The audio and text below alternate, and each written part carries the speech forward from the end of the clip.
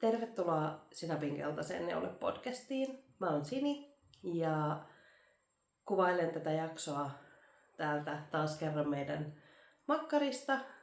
Tällä kertaa juhannus sunnuntaina, koska viime videollakin puhuin siitä, että haluan tehdä vielä yhden jakson ennen Jyväskylän neulefestareita. Ennen kuin mennään mun festarisuunnitelmiin, niin mä näytän teille yhden valmiin ja sitten muutamia keskeneräisiä töitä. Ensimmäinen valmis työ, anteeksi jos kuulostaa siltä, että mun ääni on vähän huono, niin se johtuu siitä, että mä olin just 1,5 viikkoa jossain ihan hirveässä flunssassa. Ja sen seurauksena ääni on vielä vähän käheä. Ja toivon, että se käheyskin siitä häviää ennen festareita. Ja pahoittelen myös, jos tuolta taustalta kuuluu jotain kilinää ja kolinaa. Siellä vissiin täytetään tiskikonetta. Mutta tämmönen niinku hyvin epätyypillinen kesäneule. Eli lumikarmitsan siisukset lapaset valmistu. Ja mä tein nää sillä, kun ohjeessa kehotettiin käyttämään tätä Shoppelin Frische Fische nimistä Sauberball-lankaa, niin sitä on käytetty näissä. Ja sitten on nämä punaiset, niin kuin tuossa peukussakin on, mä toivon, että tää zoomaa, niin on sitä Rouva Silmusolmun merino-sinkkukabareita, jota jäi yli siitä mun punaisesta tyynypaidasta. Ja sitten tää valkoinen lanka tässä on Armonian, mikähän se oli, joku super soft merino. Mä laitan nämä kaikki langat tonne jakson kuvaukseen, niin ne näkyy sieltä. Näistä tuli tosi kivat. Mä oon tehnyt nämä joskus aiemmin ja silloin mä tein ne tasan tarkkaan niistä langoista, mitä siinä Villit vanttuut ja vallattomat villasukat -kirjassa suositellaan, ja niillä puikoilla, mitä siinä suositellaan. Ja niistä tuli mulle liian isot ja mä päädyinkin sitten ne antamaan aikoinaan yhdelle nyt entiselle seurustelukumppanille, joka on pappi ammatiltaan. Mä ajattelin, että ne sopi hänelle oikein hyvin, mutta nämä aion pitää itsellä, koska nämä mä tein siis, kun siinä on puikkosuositus 3, niin mä tein nämä 2,5 puikoilla, niin näistä tuli tämmöiset mun minikäsiin oikein sopivat. Ja nyt sit otetaan vaan, että tulee semmoiset kelit, että näitä voi käyttää. Mutta nämä on nyt mun ainoa valmistunut työ. Mä aloitin nyt juhannusta varten uuden villapaidan. Aloitin ton Tin Can Knitsin Flux-paidan, joka on varmaan joillekin tuttu.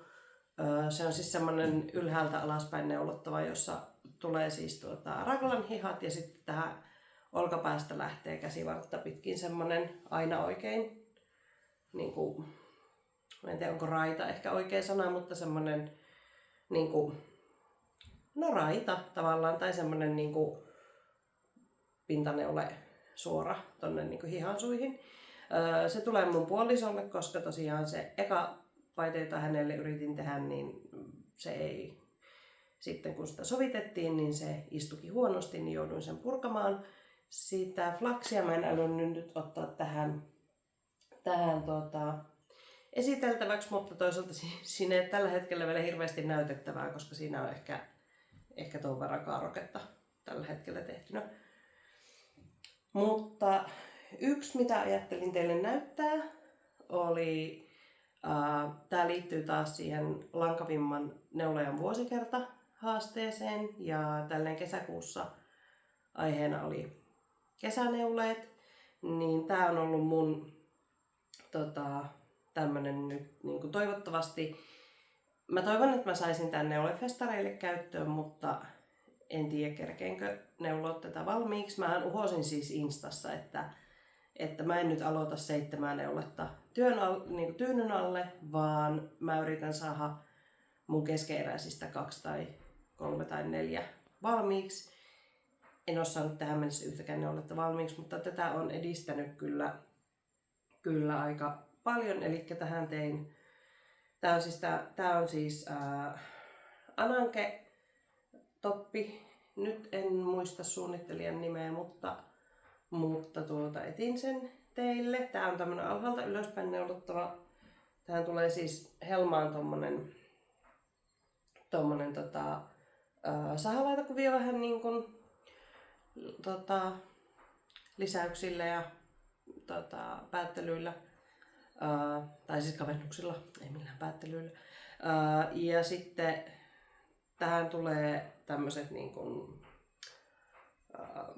tää on nyt, tää on kesken, niin tätä on vähän vaikea pyörittää tässä, mutta siis tämmönen niin kuin topin perus, semmosen niin kuin naruolkain topin etumus. Ja mä aion sen verran poiketa tästä ohjeesta, että kun normaalisti siinä ohjeessa sanotaan, että takapuoli tehtäisiin samalla tavalla kuin etupuoli, niin mä ajattelin kokeilla, että onnistuisiko se silleen, että mä teen täällä reunassa vaan näitä kavennuksia, että en teekään tähän keskelle tätä jakoa, jolloin tähän tulisi tämmönen niinku selkeä etupuoli ja sitten se selkäpuoli olisi semmonen niinku peittävämpi. Mä oon tähän eteen tehnyt myös vähän, ne ei nyt näy kun tää on niin löpsö tää keskeneräinen neule. Tässä on lankana mulla Hiertegarnin bambu, joka on siis, onkohan tää 60 vai 70 vai 80% bambua ja sitten loput puuvillaa. Mutta tää on ihan super pehmeä. Tän langan mä löysin Vintedistä. Ja on kyllä tykännyt tehdä tätä.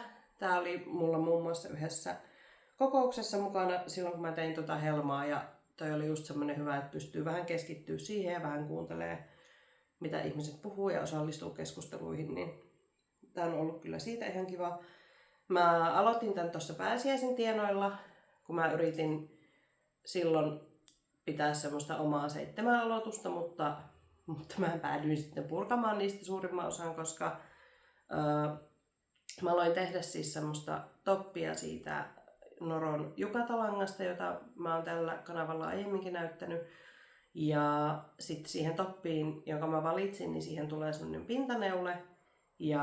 Ja mä totesin, että se pintaneule ei sovi sen värityksen kanssa yhteen, koska kun siihen tulee niitä raitoja, niin kuin Norolangoissa monesti on, niin ne raidat vähän niin kuin piilottaa sen pintaneuleen, mikä on se juttu siinä topissa.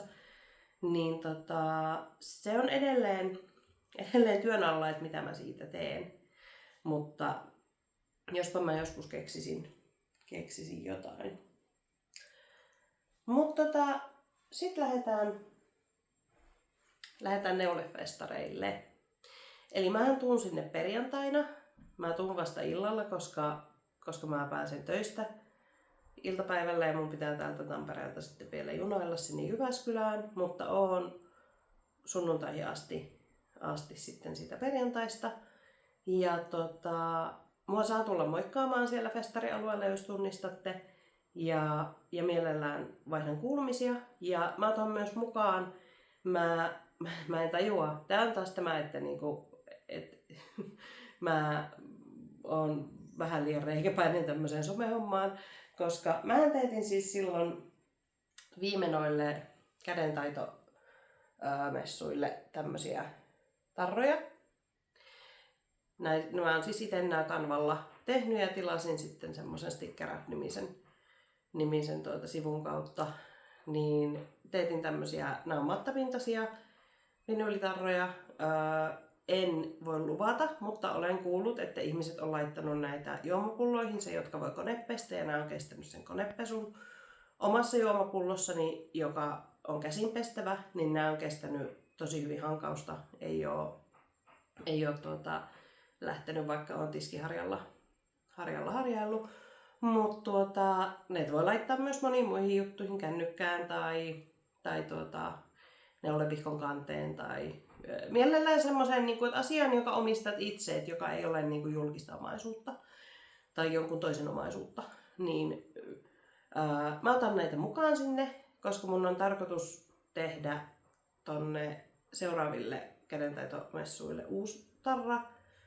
Niin mä haluaisin ensin tästä vanhasta satsista eroon. Nää ei maksa mitään, näitä saa pyytämällä ja mielellään voi 1 tai 2 ottaa myös kavereille vietäväksi. Näissä siis tosiaan lukee tää mun, mitä mä aina tossa jakson lopussa teille sanon, eli neulomisiin. Ja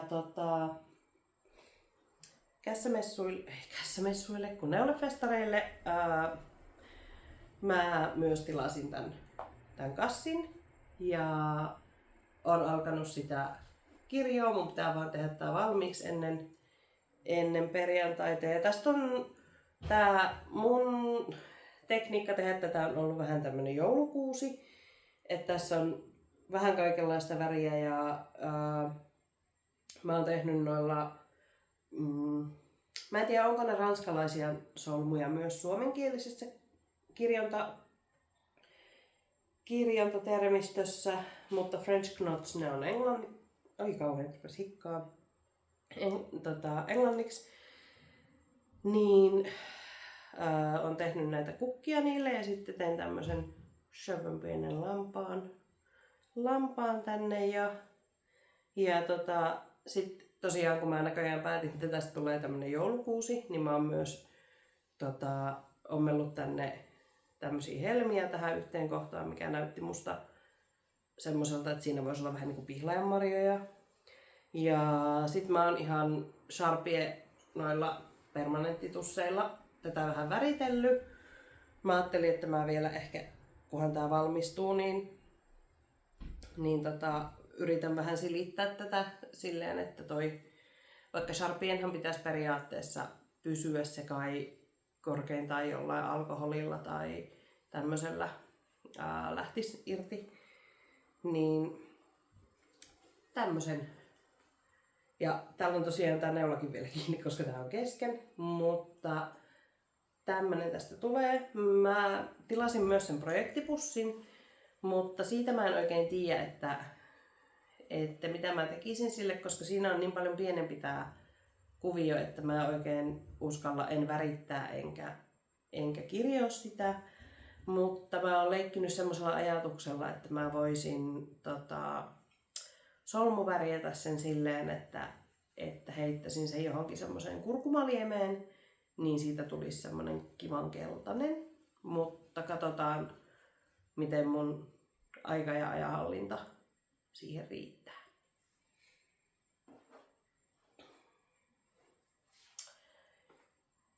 Sitten tosiaan mä oon aiemmin jo sivunnut tätä mun kässäpäiväkirjaa. Mä tein tästä erillisen videon, jossa mä esittelen tätä silleen ihan asiakseni. Mutta mähän tein tänne siis jo suunnitelmia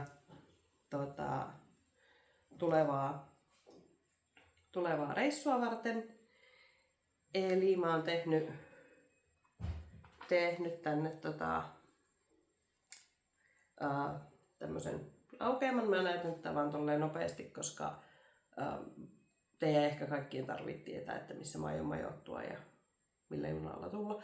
Mutta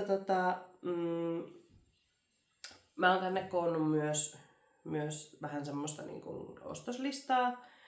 Ja yksi mitä mä mietin niin on se, että mä haluaisin ostaa kehrovillaa, koska mä kävin siis aikoinaan semmosella käsin niin kuin Varttinällä kehräyskurssilla.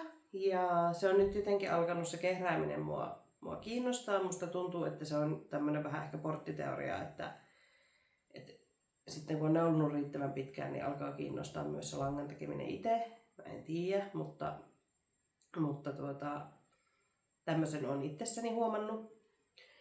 Ja sitten Et nyt mä yritän niin nyt vältellä sitä, että mä en ostelisi asioita vaan silleen, että koska on kivaa ostaa asioita, vaan sen sijaan niin tekisin semmoisia järkeviä hankintoja. Ja yhdet villapaitalangat aion ostaa. En tiedä vielä keneltä, koska se riippuu nyt ihan siitä, että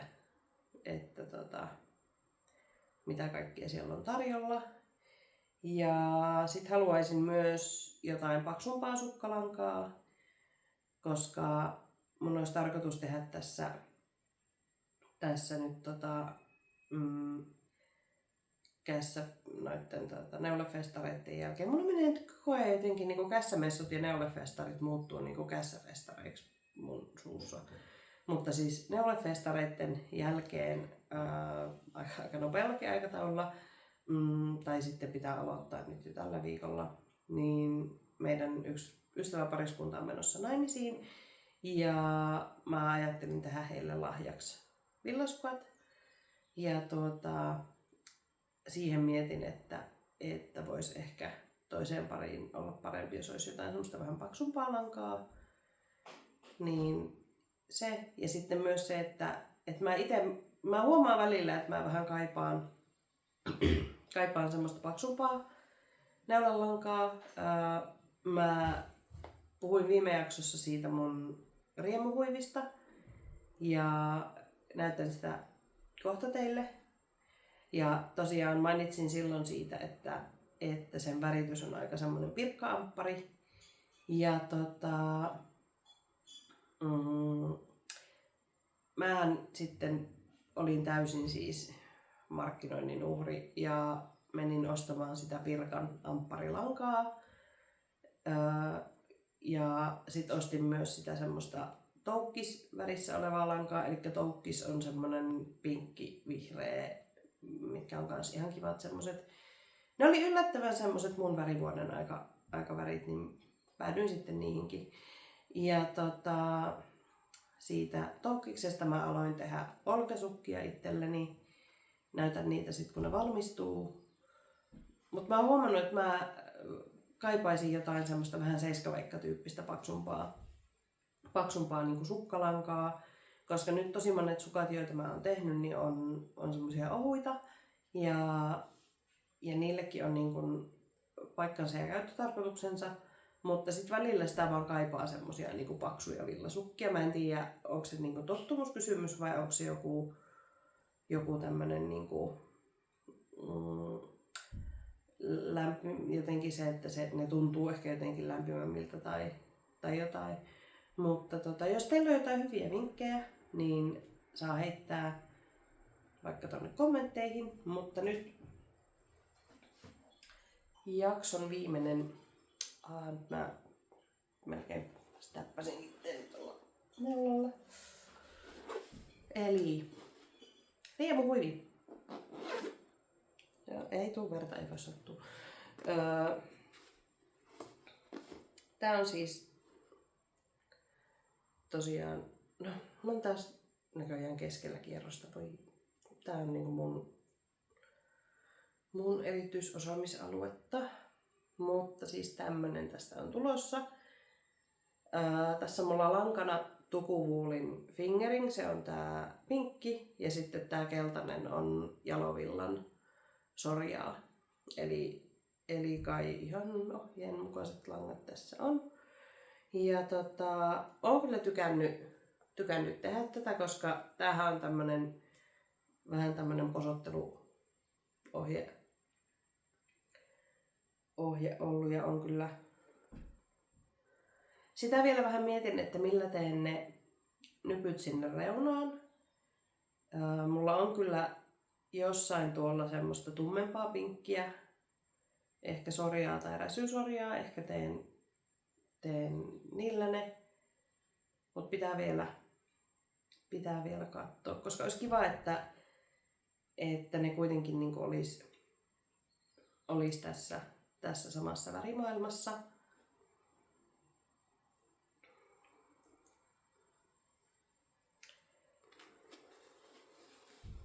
Noin, laitetaan toi tonne.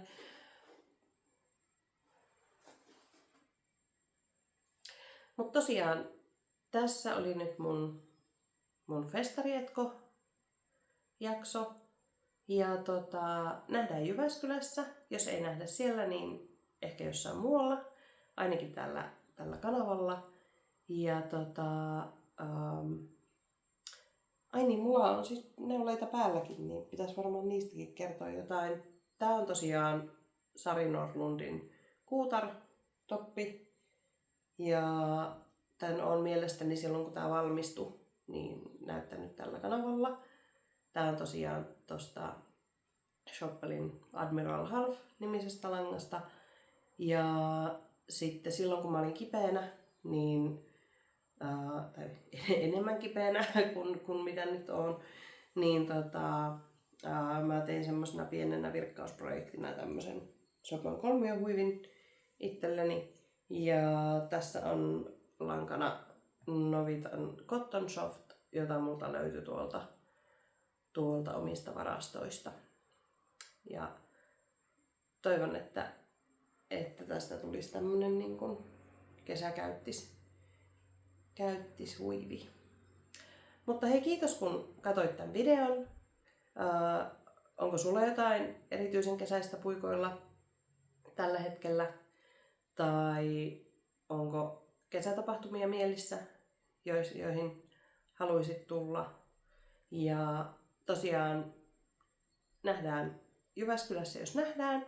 Ja jos ei, niin neulomisiin. Moi moi!